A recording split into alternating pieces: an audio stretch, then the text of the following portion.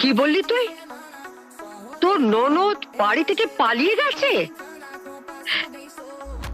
এইবার এইবার আমি ওদের ভদ্রতার বড়াই করার উচিত জবাব দেব। ভাগ্যিস মেয়েটা আগেই পালিয়ে গেছে, নইলে আমি যেমন আমার মেয়েকে দিয়ে হাত কামড়াচ্ছি তেমনি আপনিও পস্তাতেন।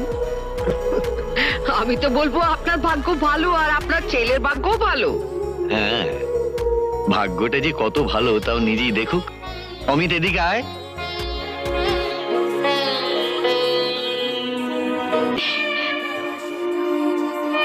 আপনি তো রাজের বেয়ান, তাহলে তো আমারও বেয়ান। শুনুন বেয়ান, রাজের মতো ভদ্রলোকের মেয়েরা কোনোদিন বাড়ি থেকে পালায় না। সব শুনে আমি অমিতকে বলেছিলাম অমিতের পরামর্শে তুষার খুশিকে আমার কাছে নিয়ে আসে।